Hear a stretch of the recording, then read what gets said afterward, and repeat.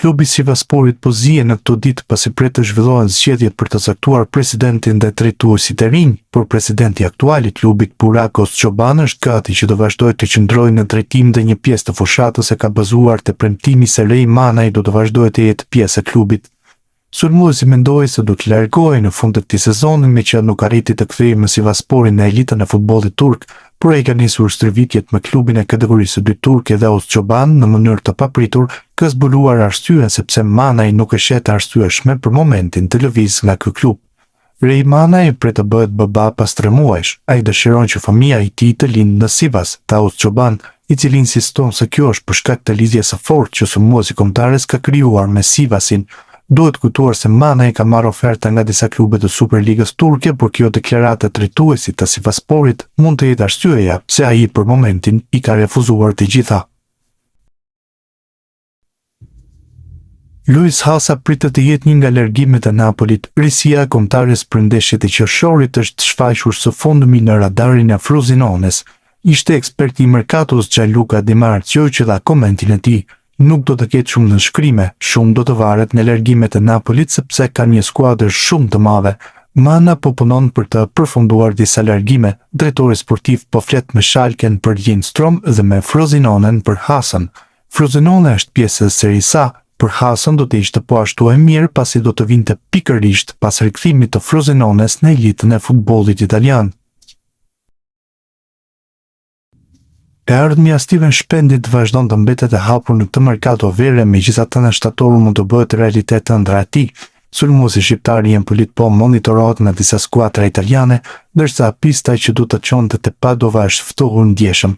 Kjo ka bërë që klubet të tjera të futen në garë për 22 vjeçarin me Frosinone, Avellino dhe Cagliari që kanë shfaqur interes për shërbimet e tij, teksa javët në vazhdim pritet të sjellin zhvillime. Frosinone vazhdon të kërkojë një sulmues për sezonin e ri dhe mes profileve të vlerësuara nga drejtuesit e klubit është dhe Steven Shpendi. Sipas raportimeve nga Italia, interesi verdebluve është konkret pasi sulmuesi i Empolit vlerësohet për cilësitë teknike, potencialin e zhvillimit dhe aftësinë për të luajtur në disa role të repartit ofensiv.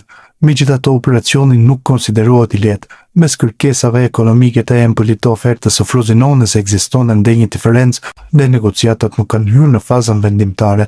Pavarësisht kësaj, kontaktet vazhdojnë dhe situata mbetet për të ndjekur. Avellino. Ndërkohë edhe Avellino ka shfaqur interes për Shpendin. Sipas mediave italiane, klubi ka kërkuar informacione për sulmuesin shqiptar, duke përfituar dhe nga ngadalësimi i negociatave mes Empolit të Padovës. Kalimi i mundshëm i Shpendit të Padova, që për një periudhë u konsiderua një opsion konkret, ka humbur ritëm dhe aktualisht rrezikon të mos realizohet. Kjo ka hapur derën për skuadra të tjera që synojnë të përfitojnë nga situata. Cagliari në pritje. Në raportimin e fundit të mediave italiane, emri Shpendit përmendet dhe mes lojtarëve të Empolit që po tërheqin vëmendje në merkato, edhe pse fokusi kryesor i Cagliarit të mbetet mbrojtësi Gabriele Guarino, klubi sarд ka ndjekur me interes dhe situatën e sulmuesit shqiptar. Empoli pritet të jetë një nga skuadrat më aktive në javët e ardhshme pasi disa futbollistë të tij kanë zgjuar interes në treg. Për Shpendin gara mbetet e hapur dhe mbetet për të parë nëse Frosinone, Avellino apo Cagliari do ta konkretizojnë interesimin me një ofertë gjyqtare. Kombëtarja. Ndërkohë zhvillimet pozitive në karrierën e Steven Shpendit po ndiqen nga afër dhe nga kombëtarja shqiptare, Panorama Sport ka mësuar nga burime pranë FSHF-s se sulmuesi është një nga lojtarët që po vëzhgohet me shumë interes nga trajneri Maran, ndërsa një ftesë për grumbullimin e muajit shtator shihet si një mundësi reale. Nëse kjo ndodh, do të ishte hera parë që binjakët Steven dhe Christian Shpendi do të grumbulloheshin së bashku me kombëtaren A, pasi më herët fanellën kuqezi e ka veshur vetëm Christiani. Nedim Bajrami e ka nisur në mënyrën më të mirë fazën përgatitore me Rangers. Mesfushori kombëtarët shqiptare ishte një nga autorët e golave në ndeshjen miqësore të zhvilluar ndaj Raith Rovers, duke dhënë sinjale pozitive në fillim të përgatitjeve për sezonin e ri. Skuadra e Rangersit arriti të merrte një fitore të thellë me rezultatin 5-1. Trajneri Derek McInnes i dha minuta Bajramit në pjesën e dytë të takimit, ku shqiptari u aktivizuar si zvendësues për të gjetur rrugën e rrjetës duke vulosur paraqitim pindëse të Rangers në testin e parë të verës. Ndeshja shërbeu kryesisht si një provë për stafin teknik, i cili po vlerëson gjendjen e futbollistëve në ditët e para të fazës përgatitore. Rangers vazhdon të mos e ketë të plot skuadrën pasi disa lojtarë ende nuk janë rikthyer nga pushimet pas angazhimeve në Kupën e Botës 2026, ndërsa drejtuesit po punojnë edhe për afrime të reja në merkato. Sipas mediave skoceze, reparti mes fushës konsiderohet aktualisht zona më e kompletuar e skuadrës së Makinas, ku bën pjesë dhe Bajrami, kështu që në merkaton e verës mund të mendohen dhe largimin e të repart. Erblin Osmani do të nënshkruaj kontratën e parë si profesionist me Bayern Munich. Kozgjatja e saj pritet të jetë 3 vjeçare, ndërsa për Osmanin është moment historik. 17 vjeçari që luan me moshat e Gjermanisë ka debutuar tek ekipi i parë i Bayernit. Pas firmës me bavarezët, do të vazhdojë të stërvitet rregullisht në urdhrat e trajnerit kompani. Po ashtu do të jap kontributin e tij tek ekipi U19. Erblin Osmani pritet të nënshkruaj shumë shpejt kontratën e tij të parë si profesionist me Bayern Munich. Negociatat janë në fazë shumë të avancuar dhe marrëveshja është pranë finalizimit. Kontrata parashikohet të jetë e vlefshme deri në vitin 2029. Mesfushori defensiv 17 vjeçar do të luajë kryesisht me ekipin U19 gjatë sezonit të ri, por gjithashtu do të stërvitet rregullisht me ekipin e parë, shkruan Kerry Hau në Gjermani, por Sky Sport Germany. Kujtojmë se Osmani deri tani është pritur vetëm nga Federata e Futbollit të Kosovës. Mundësia për të luajtur me kombëtaren shqiptare ekziston.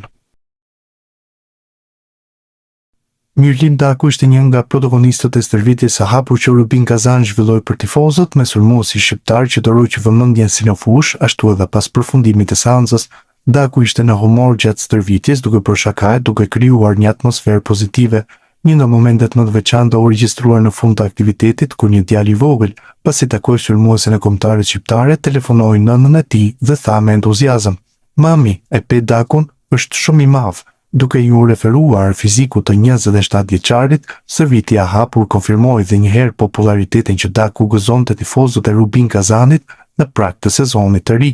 Sa i përket aspektit sportiv, Daku është një emër i nxehtë në futbollin rus, duke qenë se shpeshherë ka qenë në qendër të merkatos dhe shkërkuar si nga Zeniti, ashtu edhe nga klube të tjera, përfshirë dhe Lokomotivën e Moskës apo edhe klube të tjera nga Gjermania. Ylber Ramazani ka dhënë lëmë të mirë në klubit të Lecces në Serie A dhe është transferuar në Turqi në radhët e klubit të Çorum, i sapo ngjitur në elitën e këtij vendi. Për shumë kënd ky duke si një hap të ritikut, jo dhe aq i rëndësishëm për mesfushorin pasi linte një kampionat elitar ku kishte një rol protagonisti për të zgjedhur një klub jo të dorës së parë në kampionatin turk, por për Ramadanin kjo është një mundësi e artë për të siguruar fitime maramëndse në krahasim me çfarë ka siguruar deri tani gjatë karrierës së tij. Mediat italiane kanë zbuluar se Ramadani do të profitojë një rrogë neto për 1.5 milion eurosh në vit te klubi Çorum, me të cilin ka nënshkruar për 2 vite me opsion në rinovimin edhe për një të tretë. Kjo është një arritje ndjeshme thuajse dyfishi në krahasim me çfarë përfitonte te Lecce dhe shpjegohet se ka qenë arsyeja kryesore pse Ramadani insistoi te klubi që ta linte të largohej, edhe pse kishte një tjetër vit kontratë me të. Mendon Berisha kaloi një sezon me shumë vështirësi në Serie A pikërisht atëherë kur tukej se mesfushori do të kishte sezonin e jetës dhe konsiderohej si lideri i Lecces, mes dëshirës për i lindje dhe një mundësie të madhe për të treguar vlerat e tij. Berisha shihet si një nga lojtarët më interesantë të Lecces për sezonin 2026-2027. Mesfushori shqiptar ka kaluar 2 vite të vështira për shkak të dëmtimeve muskulore, por cilësitë e tij teknike dhe paraqitjet që ka bërë kur ka qenë në dispozicion kanë bindur klubin italian se ai mund të jetë një nga përforcimet më të rëndësishme të verës. Lecce mund të ketë gjetur përforcimin e parë për sezonin e ri pa pasur nevojë të ndërhyjë në merkato. Emri është ai me Don Berishës, mesfushori shqiptar që tashmë është pjesë e projektit Verdekuq, por që kërkon një rikthim të plot pas një periudhe të komplikuar me dëmtime. Futbollisti 23 vjeçar ka kaluar 2 sezone në elitën italiane ku talenti i tij është shfaqur disa herë, por vazhdimësia ka qenë problemi kryesor. Dëmtimet muskulore kanë penguar të jap maksimumin dhe ta shfaqë potencialin e plot. Megjithatë, kur ka qenë në gjendje optimale, Berisha ka treguar se është një nga lojtarët me më shumë teknik dhe kreativitet në organikën e Lecces. Sezoni i fundit dukej se do të ishte ai i shpërfimit për shqiptarin. Trajneri Eusebio Di Francesco i kishte besuar një rol të rëndësishëm duke i dhënë çelësat e repartit ofensiv dhe duke përdorur shpesh në pozicionet mes fushës dhe sulmit. Berisha e nisi kampionatin me shumë besim duke qenë protagonist me gole dhe asist, por një dëmtim në ndeshjen Lecce-Pisa në dhjetor 2025 ndryshoi gjithçka. Në minutën e 11 asaj sfide mesfushori u detyrua të largohej nga fusha për shkak të një problemi në kofsh. Rikuperimi rezultoi më i gjatë se pritej dhe kur rikthimi dukej pranë, një tjetër dëmtim në muskulin femoral e mbylli përfundimisht sezonin e tij. Pavarësisht kësaj, statistikat e tij tregojnë ndikimin që kishte pasur në pak kohë. Në sezonin 2025-2026, Berisha regjistroi 13 paraqitje në Serie A, 12 prej tyre si titullar, duke luajtur 881 minuta e i shënoi 2 gole dhe dha 3 asist. Goli i parë në elitën italiane erdhi ndaj Udinezës më 25 tetor 2025, ndërsa një tjetër rrjet shumë e rëndësishme u realizua ndaj Fiorentinës në një fitore që i dha Lecces 3 pikë të çmuara. Gjithashtu ai ishte protagonist të ndeshjes ndaj Bolonjës, ku dhuroi asistin për golin e barazimit në fund të takimit, ndërsa ndaj Torinos dha 2 pasime vendimtare për golat e Koulibaly dhe Banda. Por dëmtimet nuk ishin një problem vetëm në sezonin e fundit. Edhe në vitin e parë të tij të plot në Serie A 2024-2025, Berisha pati disa probleme fizike që e kufizuan. I luajti 17 ndeshje në kampionat, 7 prej tyre si titullar, duke regjistruar dhe një asist në fitoren ndaj Monzës. Debutimi i tij në Serie A kishte ardhur më 25 shkurt 2024 në ndeshjen Lecce-Inter, kur trajneri Roberto D'Aversa aktivizoi në minutat e fundit. Më pas se i fitoi më shumë hapësira dhe arriti të luante dhe si titullar ndaj skuadrave të mëdha si Atalanta dhe Napoli. Rruga e Berishës te Lecce nisi në shkurtin e vitit 2022, kur klubi italian e transferoi nga Young Boys dhe e përfshiu fillimisht në ekipin Primavera. Aty shqiptari u rrit me shpejtësi dhe u bë një nga protagonistët kryesorë të skuadrës që fitoi titullin kampion të Italisë për të rinj në sezonin 2022-2023. Në atë edicion Berisha zhvilloi 34 ndeshje, shënoi 10 gola dhe dha 4 asist, duke bindur klubin se kishte përpara një lojtar me potencial për ekipin e parë. Performancat e tij i hapën gjithashtu derën kombëtarëve shqiptare, ku ai tashmë është pjesë e grupit të lojtarëve të përzgjedhur. Largimi i Ylber Ramadani gjatë kësaj vere ka krijuar një boshllëk në mesfushën e Lecces, por njëkohësisht ka hapur mundësi të reja për lojtarët që janë aktualisht në skuadër. Trajneri Di Francesco do të vlerësojë gjatë fazës përgatitore alternativa që ka në dispozicion dhe Berisha është një nga emrat që pritet të marrë një rol të rëndësishëm. Nëse arrin të lërë pas problemet fizike dhe të jetë disponueshëm gjatë gjithë sezonit, Berisha mund të kthehet në një nga lojtarët më të rëndësishëm të Lecces.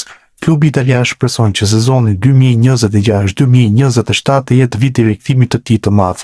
Edhe vetë futbollisti kërkon të tregojë se dëmtimet janë vetëm një kapitull i kaluar, dhe se ai ka ende shumë për të dhënë në Serie A dhe me fanellën e kombëtarëve shqiptare. Akordi është arritur me Caglierin. Atalanta transferon Gianluca Gaetanon për 12 milionë euro dhe 2 milionë të tjera që do të përfshihen në bonuse. Largimi i mesfushorit nga Cagliari bën që emri Christian Aslani të qarkullojë sërish. Ky fundit shikohet si alternativë për të zvendësuar pikërisht Gaetanon. Atalanta kërkonte 18 milionë euro për Gaetanon, por klubi tjetër i Serie A doli ta mbyllë me sukses negociatën. Ky është dhe transferimi i parë i merkatos së verës, ndërsa testet miqësore priten nesër. Aslani duhet të largohet nga Interi. Zikaltrit po presin ofertën më të mirë, ndërsa Turqia dhe Arabia Saudite janë përmendur po ashtu si destinacione të mundshme.